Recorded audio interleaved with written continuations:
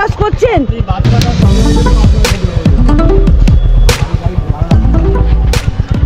একটু দেখে ক্রস করবেন না?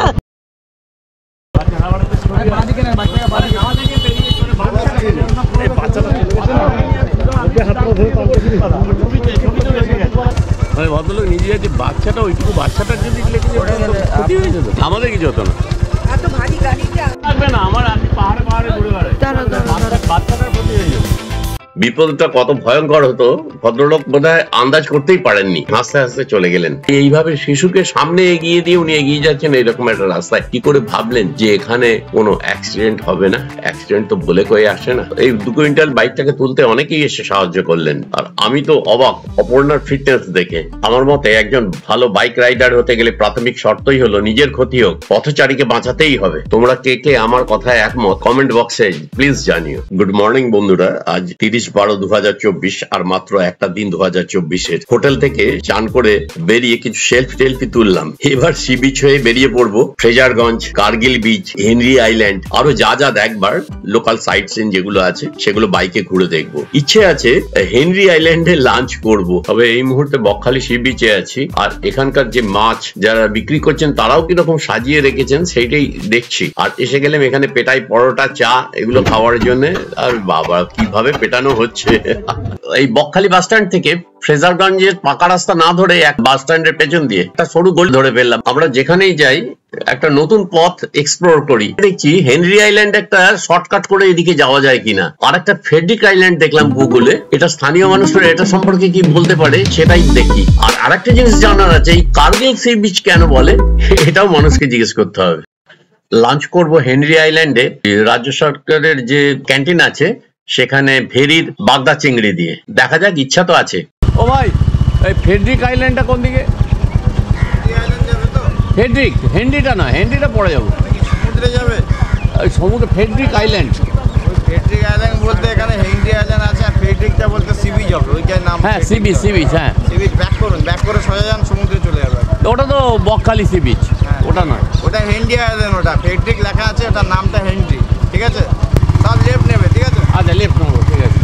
এই পথটা আমাদের একবারই ভুল, কিন্তু ভুলের ভেতর থেকেও আমাদের অনেক কিছু শিক্ষা হলো। এর ভেতরেও ছোট ছোট হোমস্টে মানে থাকবার জায়গা আছে, সেইগুলোও দেখলাম। এখানে অনেকেই সাজিয়ে গুছিয়ে ঘর ভাড়া দেন, অপেক্ষাকৃত অনেক কম ভাড়া এখানে।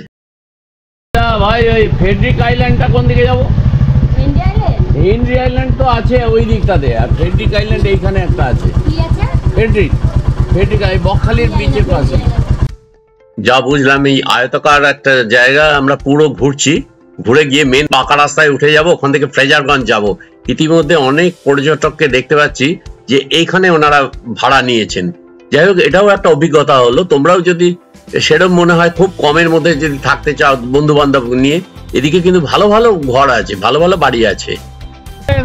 আমার চোখ বন্ধ হয়ে যাচ্ছে, চোখ মানে চোখ খোলা কখন হয়ে যায়। তাহলে আমি ওইটাই তো আমি বিশেষ কোন কথাটা, সেই জন্য আমি কখনো ক্যামেরা ধরিয়ে এটা করবো না।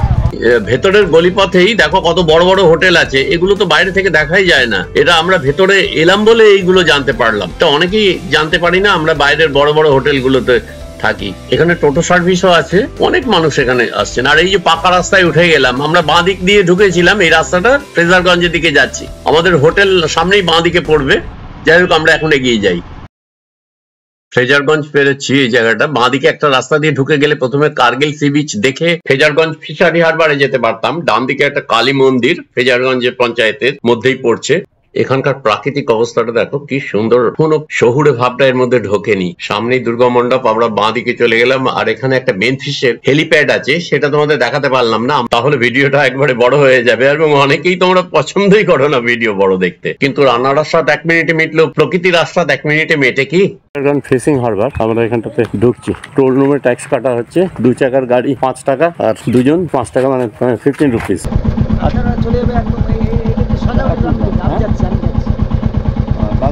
আপনি এখানে সার্ভিস করেন? হ্যাঁ। আচ্ছা, কি নাম আপনার? কমল বেড়া। বাহ, আলাপগুলো ভালো হলো। আমি যাচ্ছি, আমি অফিসে। হ্যাঁ ঠিক আছে। বেনফিসের কমল বেড়ার সাথে হঠাৎই আলাপ হয়ে গেল। উনি বললেন যে কোথাও পার্ক করার দরকার নেই, একদম বাইক নিয়ে সোজা র্যাম্পে উঠে যান। আমরা সেই মতো এগিয়ে যাচ্ছি। এই ফ্রেজারগঞ্জ হলো পূর্ব ভারতের অন্যতম একটা সমুদ্র সৈকত, সুন্দরবনের পশ্চিম দিকে অবস্থিত।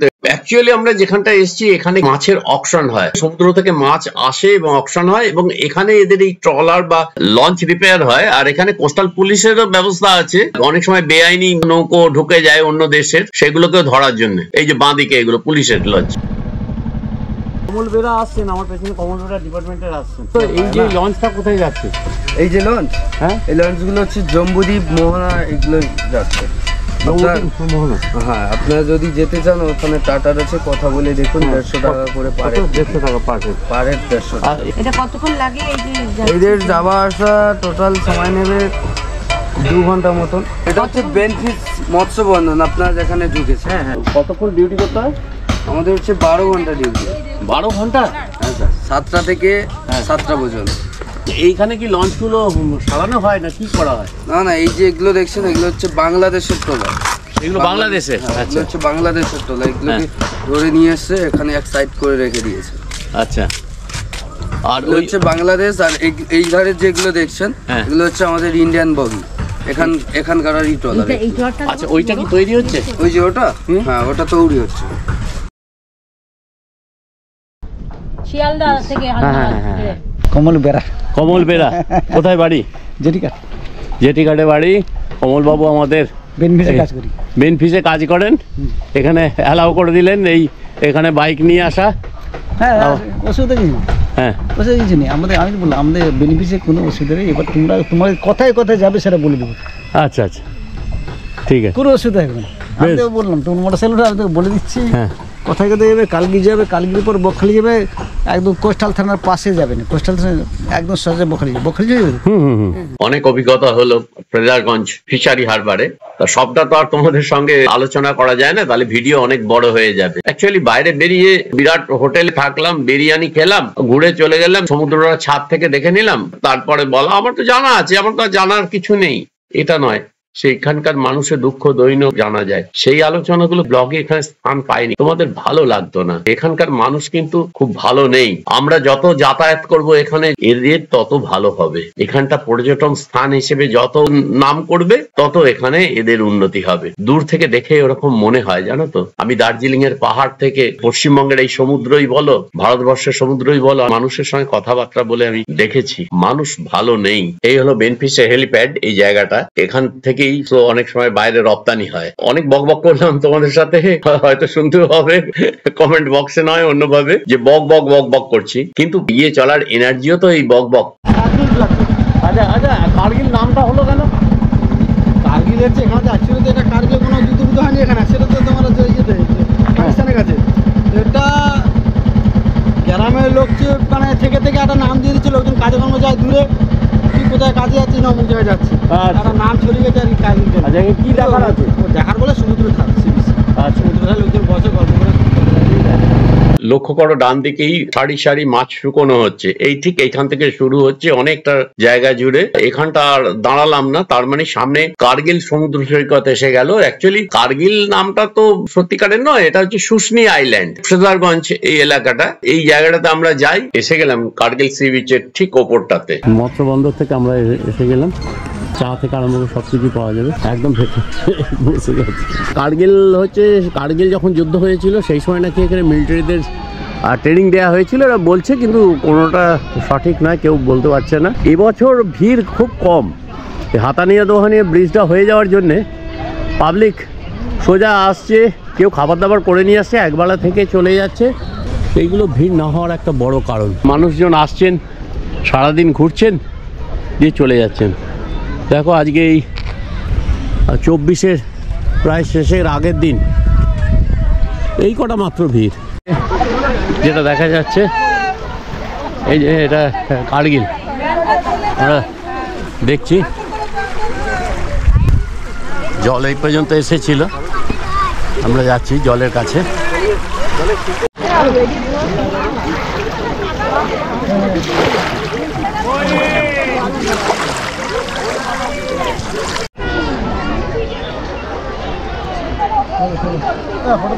আচ্ছা, এখানে আমাদের স্থানীয় মানুষরা আছে, ওরা চাটা খায়, সমুদ্রে যায়, সকালে একটু ঠান্ডা লাগে তো চাটা খাওয়ার জন্য আমাদের দোকানটা ফার্স্ট খোলা হয়। এখানে তো মাছের উপরেই সব, আর এমনি তো চাষের জায়গা কম, চাকরিজীবী তো নেই বললেই চলে, শতকরা হয়তো এখানে 2 জন কি 3 জন, সব এই মাছের উপরে মৎস্য শিকার করতে যায়। এই যে এখানে এর কোনো কুল কিনারা, যত দক্ষিণে যাবে কোনো কিনারা নেই, কুল দেখতে পাবেন না, শুধু জলময় সব। পরিবারের কাছে তো খুব কষ্টের যখন যায়, হ্যাঁ ফিরে এলে আনন্দ, ফিরে এলে আনন্দ। আর এর উপরে তো জীবন জীবিকা চলে আমাদের এখানে। কিন্তু এতে ভালো ইনকাম হয়। ইনকাম মাছ থাকলে, নদীতে মাছ থাকলে ইনকাম ভালো হয়। এই যেমন এখন মাছ নেই, এবছর মাছ খুব কম নদীতে। ওই যে ওখানে শুকটি মাছের ব্যবসা দেখেছেন তো সামনে, মাছ কাঠ দিয়ে মাছ শুকনো করা হচ্ছে, কেউ কিনে শুকনো করছে, কেউ ধরে নিয়ে এসে শুকনো করছে। যারা ধরতে যাচ্ছে তারা 100 জন করে লোক বেতন করা আছে, মাসে কার 30-40, কার 10, বিভিন্ন রকম লোকের বিভিন্ন রকম বেতন। আচ্ছা, তার বাইরে তার কোনো ইনকাম নেই, মানে মালিক খালি ওই টাকাটাই দেবে। আর কোনো ইনকাম করে আনলে তবে তো, নাহলে তো মালিক ফুটে যাবে। এইভাবেই আমাদের এখানে জীবন জীবিকা চলে কোনো রকম, মানে খুব ভালো নয়। আমার নাম দেবব্রত দাস, বাপের জন্ম ছিল মেদিনীপুর। সব এখানকারই পরিবার, কেউ মাছ ধরতে গেছে, স্বামী সব হয়তো বাইরে কেরালায় গেছে। শুরু করছি শুটকি দিয়ে। এই হচ্ছে আমোদি মাছ, ওখানে যাব। এইখানে গুড় ফোটানো হচ্ছে, ধোঁয়াটা বেরোচ্ছে এইটা দিয়ে। মোট জিনিসটা হচ্ছে এইভাবে, কত আধুনিক দেখো। গুড়টাকে নাড়াতে হবে না, ওটা পাতলা গুড় হয়েছে আজকে। আচ্ছা, এই যে গুড় তুল। এইখানটাতে পাটালি তৈরি হয়। আপনার কত হয় দিনে? 30-35। আচ্ছা, কত করে কেজি গুড় দিয়েছেন? এই জায়গাটার নাম কি? এটা তো অমরাবতী, হেজারগঞ্জ বলে নাকি। গুড় তৈরি হয় এখানে, ওই দেখো পাতলা গুড়, এটা হচ্ছে পাতলা গুড়। ওইখানে দেখালেই হবে। এই দেখিয়ে দিই, রাখুন। এই যে পাটালি, এই দেখো কত করে পাটালি? 200। আর এই গুড় কত করে? এটা 150। এই দানা গুড় আছে, এটা 170। আচ্ছা, মানে কেউ কিনতে এলে দাম কমাবেন, তাই তো?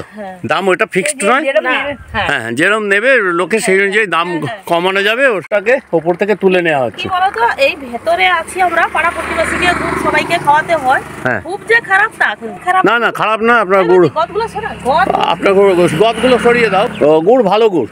সরাসরি চলে এলাম হেনরি আইল্যান্ডে। এখানে ঢোকার মুখেই প্রবেশ মূল্য হচ্ছে 30 টাকা, আর মিটিয়ে 350। আমি অপর্ণা 10 টাকা করে। একটা বাঁধানো সুন্দর রাস্তা ধরে চলেছি, দুদিকে নারকল গাছ। এখানে বাঁদিকে হচ্ছে ক্যাফেটেরিয়া, এটা হচ্ছে mangrove guest house complex, office and restaurant. বাঁদিকে ফোন নাম্বার সমস্ত দেওয়া থাকবে। হেনরি আইল্যান্ডে বোটের ব্যবস্থা আছে, 4 জন করে একটা বোটে। ডিসেম্বর থেকে ফেব্রুয়ারি 7টা থেকে 4টে, আর মার্চ থেকে নভেম্বর হচ্ছে 6টা থেকে 6টা পি, 100 টাকা পার হেড। এই বাঁদিকের যে কটেজ গুলো রয়েছে বা রিসর্ট যেগুলো রয়েছে, এইগুলো হচ্ছে ম্যানগ্রোভ গেস্ট হাউস কমপ্লেক্সের আন্ডারে। মানে দুপাশে দুটো আছে, এদিকে হচ্ছে ম্যানগ্রোভ গেস্ট হাউস কমপ্লেক্স, আর আমরা এগিয়ে যাব সুন্দরী কমপ্লেক্সের দিকে। আর ডান দিকে একটা ওভারের ট্যাঙ্কের কনস্ট্রাকশনের কাজ চলছে। বাঘটা ঘুরে চোখে পড়লে একটা ভেরি, যেখানে মাছের চাষ হয়। এরকম ভেরি প্রচুর আছে এখানে। এই হলো সুন্দরী গেস্ট হাউস কমপ্লেক্স। আর আমরা আগে পেরিয়ে এসেছি ম্যানগ্রোভ গেস্ট হাউস কমপ্লেক্স। দুটোরই ভাড়া তোমাদের বলে দিচ্ছি। গড়ান হেতাল বিভিন্ন সব কটেজের নাম। এখানে কটেজেও থাকতে পারো, রিসর্টেও থাকতে পারো। যদি ম্যানগ্রোভ গেস্ট হাউসের কমপ্লেক্সের 500 টাকা থেকে শুরু, আর সুন্দরী গেস্ট হাউসের ওখানে 1200 টাকা থেকে শুরু পার ডে।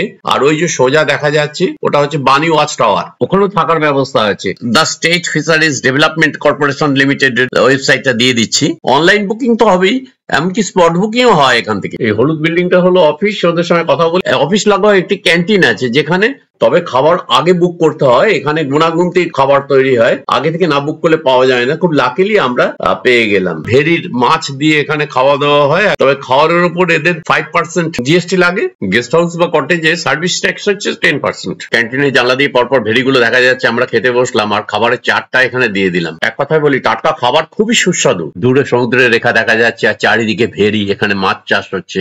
সমুদ্র থেকে মাছের ডিম সংগ্রহ করে এনে এখানে ফোটানো হচ্ছে, আর এর মাঝখানে রাস্তা দিয়ে কেউ এদিকটা আসে না, কিন্তু আমরা একটু এলাম দেখি না কি আছে, আর আসা মানেই দুটো ছবি তো হবেই, সেই ছবি তুলে এইবার আমরা যাচ্ছি হেনরিজ আইল্যান্ড সৈকতে। পশ্চিমবঙ্গের দক্ষিণ 24 পরগনায় বকখালি গ্রামের কাছে অবস্থিত এই হেনরি আইল্যান্ড, এটা তো তোমরা জানোই। আর এখানে সাদা বালি ম্যানগ্রোভ এর জন্য বিখ্যাত, টুরিস্ট লজ বা মাছের চাষ হয় সেটাও তোমাদের বললাম। এই হেনরিজ আইল্যান্ড কিভাবে হলো, একজন ব্রিটিশ অভিযাত্রী স্যার হেনরি মন্টগোমারি লরেন্স 19 শতকে দ্বীপটা পরিদর্শন করেছিলেন। আচ্ছা, তোমরা খেয়াল করেছো দুপাশে ম্যানগ্রোভের জঙ্গল, আর আমরা একটা প্ল্যাটফর্মের উপর দিয়ে যাচ্ছি, তলায় নিচে পিলার টিলার করা আছে।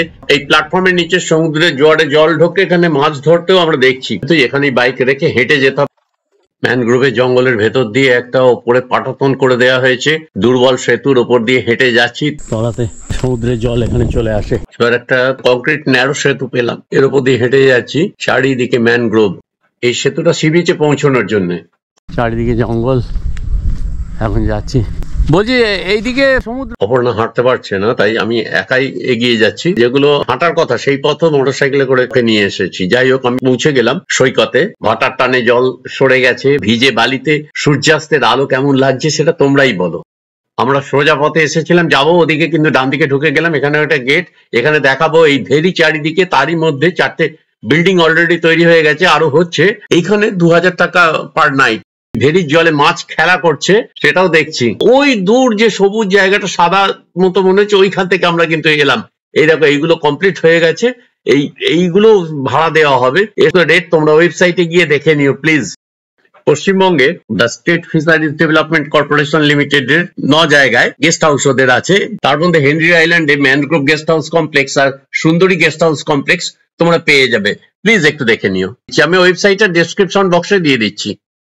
প্রিয় বন্ধুরা, সেই চেনা পথে চেনা ছন্দেই ফেরা হেনরিজ আইল্যান্ড থেকে।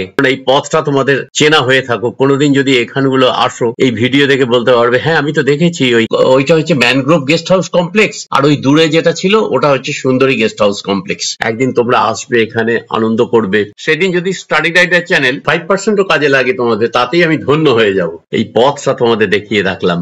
এইবার আমরা উঠে গেলাম এই পথের বাঁ দিকে, আর এসেছিলাম ওই সোজা। কোথা দিয়ে যাবো জানো? সকালবেলায় যেই রাস্তায় ঢুকে পড়েছিলাম, সরু একটা রাস্তা, সেই রাস্তাটা দিয়ে শর্টকাট করে একেবারে হোটেলের কাছে গিয়ে উঠবো। দেখাচ্ছি তোমাদের রাস্তাটা, চলো এগিয়ে যাই। এখন বুঝতে পারছো তো বারবার আমি ব্লগে কেন বলি আমি মোটরসাইকেল প্রেফার করি 4 হুইলারের থেকে। যেখানে খুশি যেমন খুশি আমার নিজের ইচ্ছে মতো ঘুরতে পারবো, তাই না? ন্যারো রাস্তা দিয়ে আসবার সময় প্রচুর হোটেল দেখালাম তোমাদের। একবারে এসে উঠলাম বাস স্ট্যান্ডে, বকখালি বাস স্ট্যান্ড বাঁ দিকে গিয়ে আবার ডান দিকে সি বিচ। চা খেতে ইচ্ছে হলো, বিচে কিন্তু সকাল বিকেল ছাড়া চা পাবে না কোথাও। 30শে ডিসেম্বর 2024 রাত্রি হলো। আগামীকাল ইংরাজি বছরের শেষ দিন, কালকে আমরা ফিরে যাব কলকাতায়। গতকাল অর্থাৎ 29/12/2024 ব্লগের লিংক দেওয়া থাকবে ডিসক্রিপশন বক্সে। আর আজকের ব্লগটাও যদি তোমাদের ভালো লেগে থাকে প্লিজ লাইক আর কমেন্টস দিও, আর যারা নতুন তারা প্লিজ চ্যানেলটা সাবস্ক্রাইব করে দিও। जय श्री राम।